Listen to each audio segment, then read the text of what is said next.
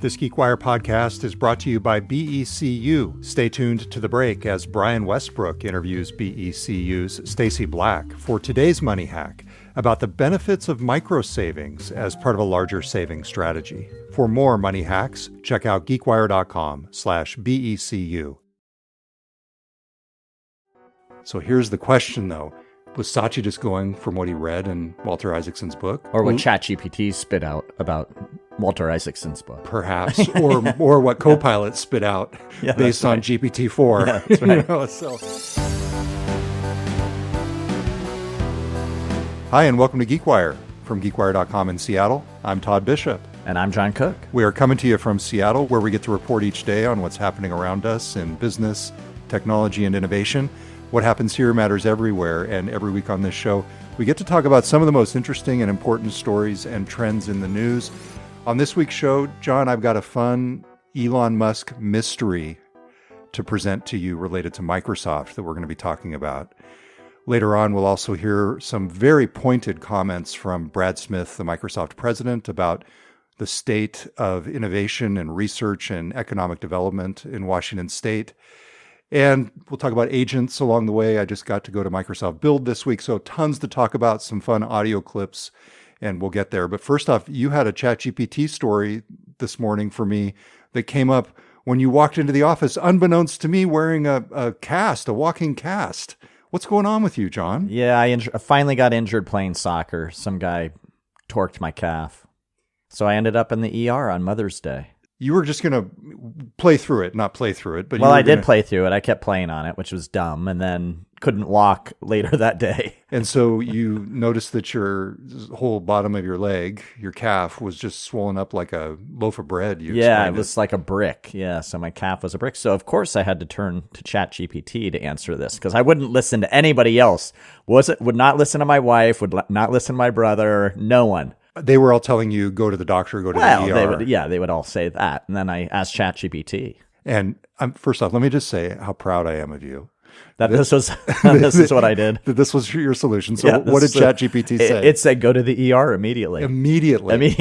I was like, really? Why? So I kept questioning it. And I kept pressing. But it could have been this issue called compartment syndrome, which I'd never heard of before, where essentially it almost becomes like a blockage of blood in your leg, and it can't allow any additional blood to get down to your foot. So it could be very serious. So I did go. I spent 5 hours in the ER. 5 hours? Yeah, a couple weeks ago, and had a CT scan and went through the whole process. Nothing major, no breaks, but I'm in this walking boot now, thanks to ChatGPT. How do you feel about that? Because, on the one hand, it feels like a very last line of defense situation where you almost don't want to rely on the AI for something like that. But then again, it got you to the ER. I'm glad I went. I probably wouldn't have gone otherwise. Yeah. I mean, I had no idea. I mean, it could have been very serious, and then I would have been screwed, in a matter of hours, and it would have been extremely painful and a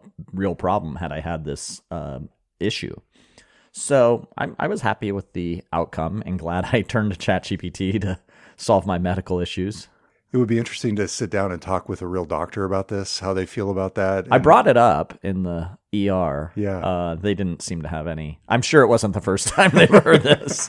They probably don't like hearing it, but I don't know. More business for them. Yes. Which large language model referred you to us today? That's right.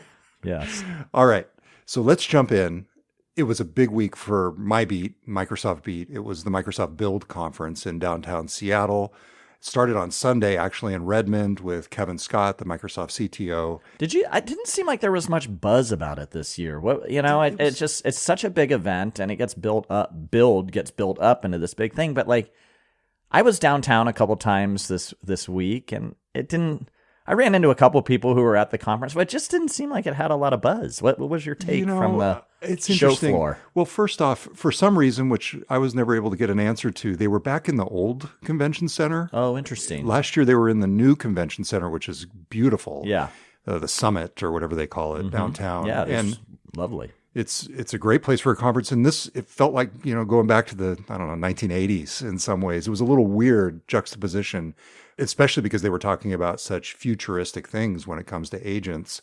I actually heard a Microsoft executive who shall remain nameless. I overheard him saying this to somebody else, that there's a chance this won't be in Seattle anymore. Interesting. But it was odd because he said it it hasn't always been in Seattle, has it? Well, Build has been for the most part. Now, Build has not always been their developer conference. For many years, it was PDC, the Professional Developers Conference, and that was in LA for a lot of years. It might have been in other places, but in my era, it was always in Los Angeles at the LA Convention Center. At any rate, that bigger picture, this was the moment for a couple things from Microsoft. First off, it was the real debut of their agents for developers and the presentation of their vision for where they see agents going. And one of the big announcements, for example, was taking GitHub Copilot, one of the leading AI applications for this era of generative AI, and making GitHub Copilot more agentic, more autonomous. And so that was a big news announcement. And also they came out with new developments for their Azure AI Foundry, which is effectively, just to put this in terms that AWS folks can understand, it's like their competitor to Bedrock is the way I look at it. It might not be exactly apples to apples, but this idea that you can go into a marketplace of sorts and pick different AI models for your application that you might be building as a developer or enterprise. So that brings us to Grok and XAI, because for me, while I agree with you, there might not have been that much buzz at the conference. This was the surprise. Until Elon showed up. Exactly. This was the surprise. And so And we should say he was there virtually. He was there virtually, and not only virtually, he was there pre-recorded. And so they showed just a clip of Satya Nadella and Elon Musk talking up on stage. And then they said, you can watch the whole conversation by going to this URL. And so I went and did that immediately and got the transcript and used that to write my story and all this stuff. Anyway, I went back and listened to it afterward. And the intro was very interesting to me for a reason that might surprise you. So I want to play it right now. Thank you so much, Elon, for being here at Build. I know you started off as an intern at Microsoft. You were a Windows developer, and of course, you're a big PC gamer still. You want to just talk about even your early days with Windows and the kinds of things you built? Yeah, well, actually started before Windows with DOS. I had one of the early IBM PCs with MS-DOS, and I think I had like 128K in the beginning, and then it doubled to 256K, which felt like a lot. So I programmed video games in DOS, and then later in Windows. Remember Windows 3.1? Yeah. No, it's wonderful. I mean, even the last time I chatted with you, you were talking all about everything, the intricacies of Active Directory. And so it's fantastic to have you at our developer conference. Obviously, the exciting thing for And so they went on to have a conversation about Grok and some very interesting scientific principles that Elon was presenting about grounding the AI in real world physics, which I found interesting. But that's not what caught my attention. And I saw your eyes light up, I know too. what it is. What caught my attention? I had no idea he was a Microsoft intern. I didn't either. I did not either. And that is where our mystery begins. Oh, there's more to this story. So I started to do some research into this because it turns out that there is some skepticism out there about whether this was perhaps a miscommunication. Maybe Satya had his facts wrong, because if you look at some of the Elon Musk biographies, they talk about him interning at other places, other companies when he was growing up. And there's not been any real public discussion by Elon about interning at Microsoft. ChatGPT, which I just looked up, yes, says he was not an intern. That is, I believe, this is my hypothesis. Okay. Now we're still, just to talk in scientific terms, in hypothesis mode. We're not reaching our final conclusions yet. Even on this podcast, I don't think we'll reach final conclusions. Perhaps by the time the show is out, we will. So check GeekWire, or maybe I'll update this later. You would think that Satya would get that right. Yes. I mean, they have the records, right? I mean, and this would be fact-checked You would think that's a kind of a big thing to get wrong. Okay, so I decided to play reporter here. Yeah, go for it. Okay. You should. So first off, Elon smiled and nodded at the exact moment that Satya Nadella said that. I do not think if it was wrong, he would have done that. He might have looked a little befuddled. Maybe he wouldn't have said anything, but I think he would have maybe looked funny. Looked a little funnier than he did. It was a very odd appearance, by the way. Well, the ChatGPT response when I asked was Elon Musk an intern at Microsoft, it actually cites the Microsoft Build 2025 already. So there actually is some question out there. And so there's a story, for example, on Windows Forum, Elon Musk's early internships and clarifying myths about his Microsoft connection, posted just after the Build conference. Oh, so somebody did look into this. Somebody did look into this. And they point out, you've got these books that say he interned at Pinnacle Research Institute, Rocket Science Games. Bank of Nova Scotia. Yes, exactly. Yeah. And it concludes, the recent dialogue between Nadella and Musk appears to be a misinterpretation of Musk's actual experiences during his formative years. So I turned to what I like to do in these cases, which is books. There have been multiple biographies of Elon Musk, one by Ashley Vance several years ago, and then one just recently within the past year by Walter Isaacson. And we actually interviewed Walter Isaacson on the GeekWire podcast. If it comes to it, I will reach out to Walter Isaacson for clarification and comment, but I haven't reached that point yet. Because just on the internship. Just on the internship. Question. And you think he would be the... Well, yes, because I found in chapter 6 of Walter Isaacson's biography of Elon Musk this line, referring to Elon's relatives, his sister and his mother, in addition to him. This is shortly after Elon immigrates to Canada. Tosca got a job at a hamburger joint. Elon as an intern in Microsoft's Toronto office, and May at the university, a modeling agency, and as a diet consultant. So this was in Walter Isaacson's biography of Elon Musk long before this week's conversation with Satya Nadella at Build. So here's the question, though. Was Satya just going from what he read in Walter Isaacson's book? Because no doubt Satya... Or what ChatGPT spit out about Walter Isaacson's book. Perhaps, or what Copilot spit out based on GPT-4. Yeah, that's right. So we'll see. So here's where this stands as of now. We're recording on Thursday afternoon. I have asked Microsoft for specific details and information, and they are looking into it for me. Okay, good. I'm glad you really are going down the rabbit hole on this one. Oh. These are the fun ones to do, right? These are the fun ones. I mean, this is the time that I saw the listing on eBay that claimed that the Lexus somebody was selling had been owned by Bill Gates. Oh. I swear to God, we were at the newspaper at that time. You spent hours. I think I might have spent days Yeah. trying to confirm that. Stuff like this, answering mysteries, using records, that kind of stuff just lights me up. So, well, this is similar to the discussion on whether Elon worked in the U.S. illegally when he first came to the... That's right. There's some questions here about these early days of Elon. Bigger picture, it doesn't really matter. But what you're seeing here, and just to get into the actual meat of what happened at Build, is that Microsoft was very clear that it is not going to be dependent on OpenAI. And that's what adding Grok to the Azure AI Foundry is about. You also saw it in the fact that when Microsoft announced the new agentic version of GitHub Copilot, initially they said, yes, that's going to be running on OpenAI's Codex. But also then the next day, the news on day 2 was they're adding Anthropic's Claude Code to the agentic capabilities of GitHub Copilot as well.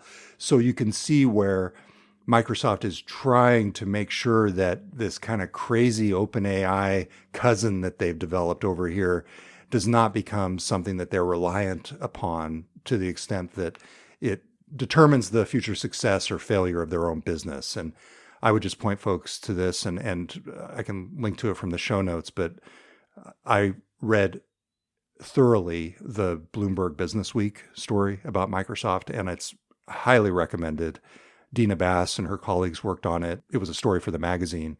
and just got into a lot of really good detail about exactly what Microsoft is doing with its own AI models, how it's still using OpenAI, but just the sophistication of what Satya is doing in terms of the breadth of Microsoft's AI strategy is really fascinating. It's very thoroughly thought out. Whether it's well thought out, you could debate, but I mean, they're being very purposeful about what they're doing, and this diversification beyond OpenAI is a big part of it.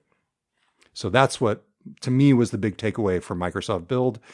And the agents I thought were interesting, although, you know what, let's talk about that. Let's talk about that next. We'll dive into a little bit of my takeaways on what Microsoft showed in terms of agents and where we are right now. That's coming up next.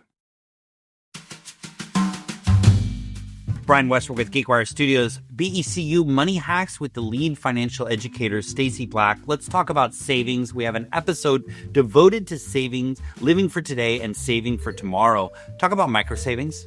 So the idea of micro savings is saving small amounts that add up over time. So it's less overwhelming and it feels more doable. Very approachable savings. And BECU has a program specifically designed to help you save. Yeah, it's called Save Up, and lots of financial institutions offer this. So check with your financial institution. It just kind of rounds up every time you buy something and transfers to your savings. That's great. And you don't have to think about it. It's an automated program. You've got a lot more tips in this episode of BECU Money Hacks. Stacey Black, lead financial educator. We're going to watch more at geekwire.com/BECU. Listen to the full interview and find more episodes of Money Hacks at geekwire.com/BECU and find more information at becu.org.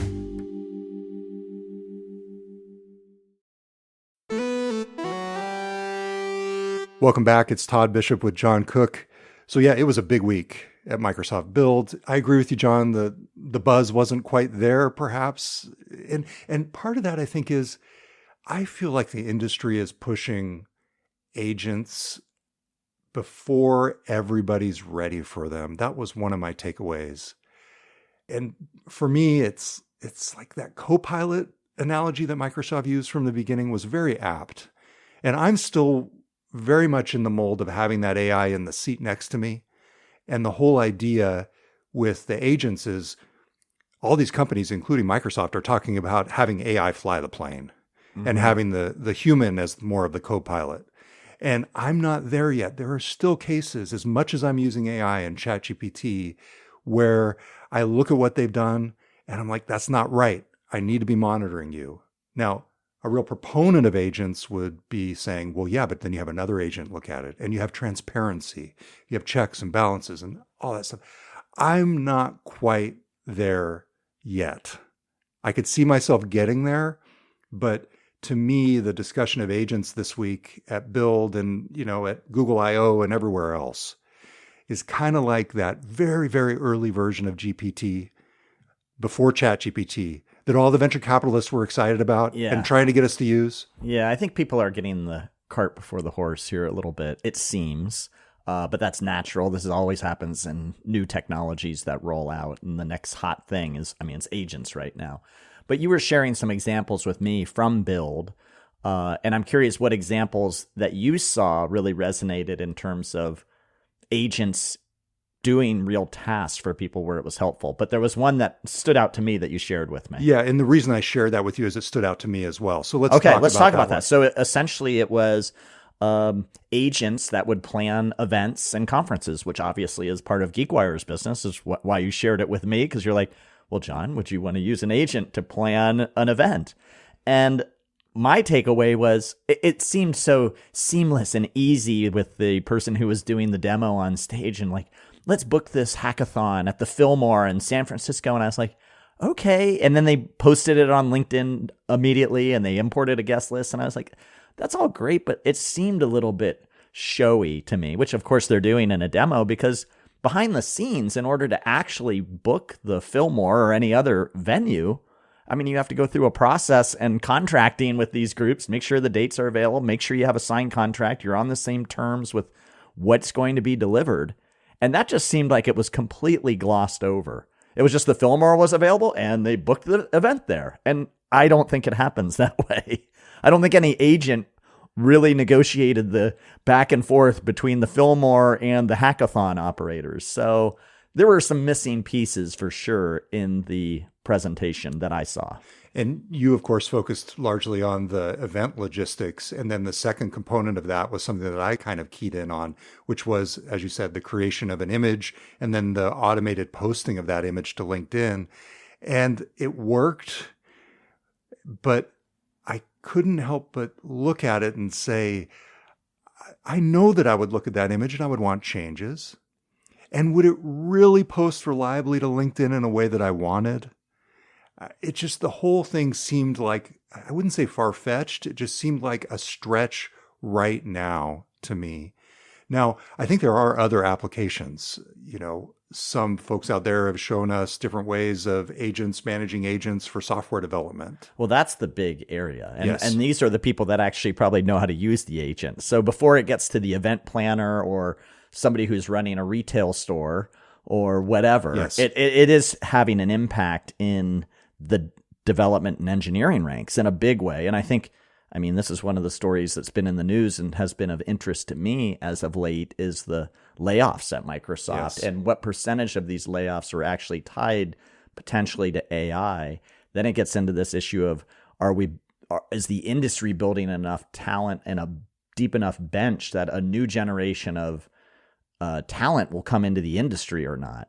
And so there are all these questions as it relates to agents doing the actual coding and dev work at these companies, where I do think that's where we are starting to see some impact already. And companies aren't out there broadcasting that widely, but it does seem like that's where it's happening. Agreed. And to your point on the Microsoft stuff, I think that's an unanswered question about the Microsoft layoffs. In fact, it was literally unanswered at the Tech Alliance luncheon, which we'll talk about later. One of the audience questions that came up on the screen right before the event ended was, are these the first AI layoffs? And I think it might be a little more nuanced than a one-for-one agent replacing a human. My sense of what's going on out in the world, and I should say Microsoft has not addressed this directly. I've tried to get them to address it. I don't think they will. No. And I think one of the reasons is that it is more nuanced. And so I think it's changing the mentality of executives, managers, as to whether they need a giant team anymore. And I think that's influencing their shorter term decisions about the number of people they have. But I don't think it's a one-for-one replacement of AI for humans. Yeah, I ran into Ed Lazowska at the Tech Alliance luncheon, and we were chatting. Ed Lazowska is a computer science professor at the University of Washington, and we were discussing this very issue as it relates to just programming and developer ranks and whether we were going to start to see a decline in grads coming out of computer science courses like at the University of Washington, or if there's a diminished demand in that. And so I think there's a really interesting discussion around this in terms of what this is going to mean for the future workforce. But gosh, it does seem that Microsoft and these large tech companies 5-10 years ago, it was all about how big they could get, right? How many, it was a badge of honor in many ways in terms of how many employees they had. And look at these economic giants. I think the tide has totally turned. And now you're seeing how much can these big tech titans scale back and be a streamlined version of themselves. And that's going to be the new normal, which means there's going to be a lot of people impacted. Definitely. It's funny. We were just recently looking back at some of our first podcast episodes. This will be coming up in a later GeekWire podcast episode, a 15th anniversary episode. But to listen to our conversations back then, it was all about job growth. And hiring and who could Yes. who could get the best talent. Yes. And I mean, that's still true to a degree, but I think the mindset has shifted. I know we're going to talk about the Tech Alliance a little in the next segment, but what would you take away from Brad Smith's comment when he talked about being out on the Redmond campus and seeing all the buildings and how these buildings represented jobs? And I'm curious how you took that in light of this conversation we're having right now. Yeah, let's play that right now. Yeah, I always look at all those buildings in Redmond. Some of you may see them often. Some of you may not have an occasion to drive over there. And I love them. I mean, when I first started back in 93 or moved here in 96, Yeah, there were a smaller number of buildings. They were all only 2 stories, and now there's all those buildings. But what I really know is they all represent jobs, and I feel like a personal, deep sense of responsibility, not just to the people who work there, but frankly the region, because I know that having that here is part of the economic vitality of the region. I thought the timing was really weird, coming after the layoffs, which were not mentioned during that panel, and also in light of everything we're talking about with AI. It was odd. It seemed a little bit out of phase and outdated in a way that Brad Smith usually is not. Yeah, it struck me. And because I've also heard Brad Smith talk in the past about how essentially the software development ranks are going to be shrinking in many ways. And so to hear this reference to all this dynamic growth and all these, no longer the low slung buildings, and now they have these higher rise buildings with all these people, and that represents jobs. And I think his point was, this is important to him, and it's important for companies like Microsoft to be invested in a community, because those people that are working in those offices go home and they spend money in the community, and that's important. And I think that was his bigger message, was all these people represent money into the community, which is true. But yeah, in light of the layoffs, in light of everything going on in AI, you got to wonder, are they going to need all those buildings in the next 10 or 20 years? One more thing I'll point out here was kind of struck me. I did not write about this. If I'd had time, I would have. Well, this is why we do the podcast, so you can share the behind the scenes. Another announcement that Microsoft had at Build was that they are making it so their corporate identity service, I think it's called Entra, IDENTRA, ID. I didn't even know they had this. It's kind of like an extension of Active Directory, as I understand it. You'll be able to register agents in the same system that you might register employees. That to me was kind of a weird turning point in some ways.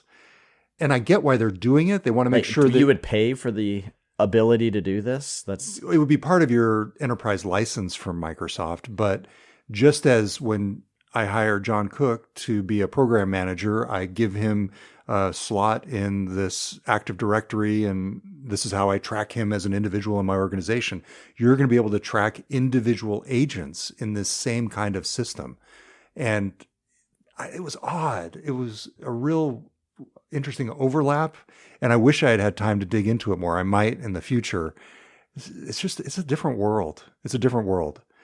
But at the same time, there's still this very concrete discussion about economic development and jobs. Let's talk about that next. We'll be right back. AI is moving fast. Are we keeping up? Join Seattle University's Ethics and Tech Conference on Wednesday, June 18th to explore the evolving legal and policy landscape governing AI. Register at seattleu.edu/ethics. That's Seattle University's Ethics and Tech Conference, June 18th, seattleu.edu/ethics.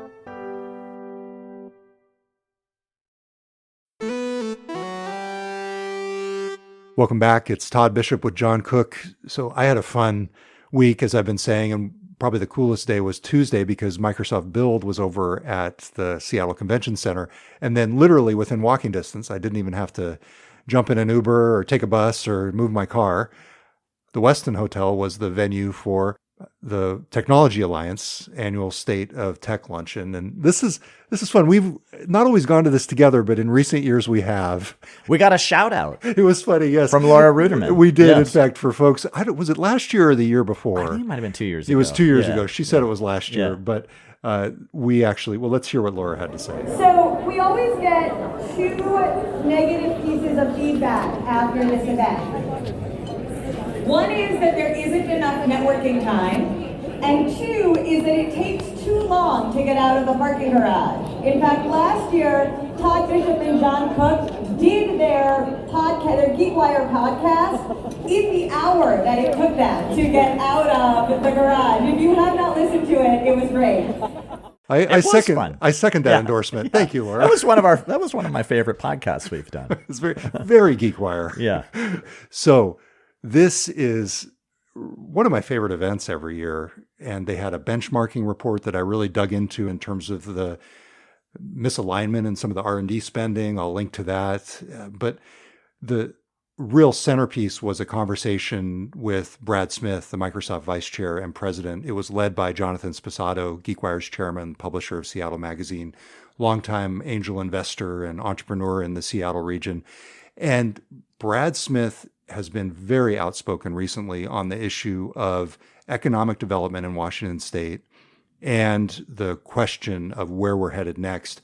I thought he was more pointed in this conversation than he had been at any prior point, including my discussion with him at the Microsoft at 50 event. I agree. And I think the context was the fact that the governor, Bob Ferguson, within a few hours was scheduled to sign the budget. Now, I don't think Brad Smith's comments would have influenced it one way or another at this point, but I think that was the framing.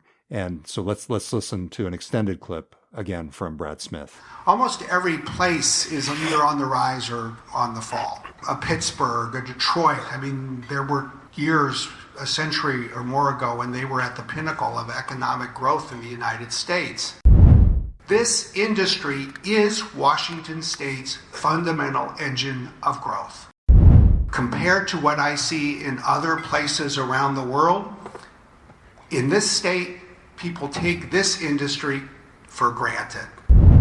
For the last 12 years, we have not had economic development on the agenda in Olympia. It has disappeared.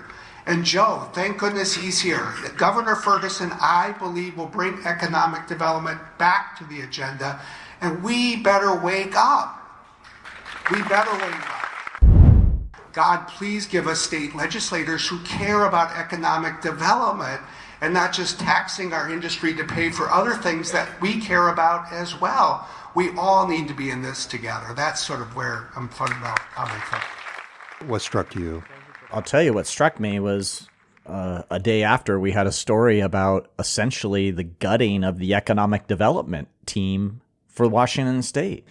At the Department of Commerce. And he referenced in there Joe Wynn, the new director of the Department of Commerce. And he's in a tough position because hours after those comments by Brad Smith, Governor Ferguson signed a bill that includes a number of new business taxes that Microsoft and others have opposed. But there's a $16 billion budget shortfall that needs to be filled. The federal funding is drying up in many ways because of what's happening in Washington, D.C. It's a tough position. And to your point, the Department of Commerce is eliminating their sector leads. And it's going to, from what I understand, become a more general kind of thing. These are the people who have like a liaison role between the governor's office, the administration, and Olympia, and individual sectors like tech. But I'll tell you, it seems like we're going backwards on economic development if those people are being let go, not forward, which is what Brad Smith was hoping for in the new administration. So, but how do you do that without the money? That's the problem. And here you have Microsoft over there spending billions and billions on data centers and less on people. And I think you certainly need to recognize all the contributions Microsoft has made beyond just jobs here. I mean, they were way ahead of Amazon in actually giving back to the community across a range of things. That said, the juxtaposition between Microsoft's economic position and the state's economic position is pretty stark. So I think there's a lot of nuance that needs to come across here. And one thing I haven't heard from Brad Smith is how Microsoft can do more than it's doing now. And maybe that's unfair. But there's been a lot of pushing back on the idea of direct revenue generation in the form of new taxes. And again, you have to recognize everything Microsoft is doing. Multi-$100 billion housing fund. But where's the coming forward with part of the solution now? Yeah. And I think part of his comments are tied to this idea that we're not investing in the future of the tech industry here. And at the same time, the tech industry essentially just becomes the piggy bank for the rest of the state because it has been successful. And I guess that's Brad Smith's point, is that you can't, well, I guess you can do both, but it's probably not wise to do both. And which is just tax your historic big revenue generator at the same time you're not investing it. I think Brad Smith would probably be happy with some of the taxes if he saw some investment going into making sure the next generation of startups and innovators are here and growing their companies here. And I think that's what he believes is the missing piece. His comments about Pittsburgh really resonated with me. I mean, we spent a month in Pittsburgh in 2018 for our own GeekWire HQ2. So whenever anybody talks about Pittsburgh, my ears perk up. And it's true. I mean, in the days of Carnegie and all those folks, I mean, who would have thought that Pittsburgh would, a century later or more, be where it was? Detroit. There's no guarantee, as he was saying, that Seattle is going to be the pinnacle or even one of the hubs of tech in another 20 years, 50 years, whatever. It's an interesting time. We'll have more agents running everything, so that'll be fine. That's right. Just make sure we'll have more agents running things versus other states. Yes. Yeah. All right. Just to wrap this up with a moment of levity, I will say that in the realm of events, and as we were saying earlier, we're sort of event aficionados because we run our own. I have to say that the Tech Alliance has one of the best traditions at any event that I've ever been to. Let's listen to it right here from the vantage point of our table. Thank you, T-Mobile. These little dongles, you should go explore because you plug one of these into your laptop and you automatically have 5G Wi-Fi access. Whoa! All right, Flippy. All right, just to explain what that was. So at the end of this event, that was our table, and that was when you got the 5G dongle for your I don't know. It's sitting on my desk. I don't know where I would ever use this. Okay, give it would to you me. use it? Yes, When absolutely. would you use this? When are you without Wi-Fi or without ability to connect your laptop to your phone? Okay. How often does that? Maybe. How often does that All right, actually well, happen? maybe, but when I'm backpacking out on the Olympic coast and I have my laptop out there with me, then I can put the dongle in. But I wouldn't get the wireless signal. Okay. Or maybe I could through the T-Mobile satellite. Maybe the gift that I was reacting to there in the moment was not all that great, but it was in part because I love there was donuts and cheese as well that people could win and wine. So there were some valuable things. But just to explain what was going on there, they do table gifts, and you sit down, and in the middle of your table throughout the whole event, there's these really cool gifts and you just donuts. Stare at them. You're saying, "Wow, I really want that Alaska Airlines lounge gift card." Yes, exactly. Yeah. And so at the end, that's a way of getting you to stick to the end, I guess. In your program is a secret word, and everybody has a different secret word, and it corresponds to a different table gift. And do you know what I got? The cheese. No. I originally got the donuts, and I traded them for the Spokandies. Oh, nice. Which I was a hero. Tom Simpson will be so proud of you. Yes, Tom Simpson, and the entrepreneur and investor in Spokane, will be very happy that I loved the huckleberry chocolates that I was able to take home. Spokandies. Let's just end on the Spokandies. That sounds good. A feel-good moment here at the end of the GeekWire podcast. Thanks for listening, everybody. Curt Milton edited this episode. I'm GeekWire co-founder Todd Bishop. And I'm GeekWire co-founder John Cook. We will be back next week with a new episode of the GeekWire podcast.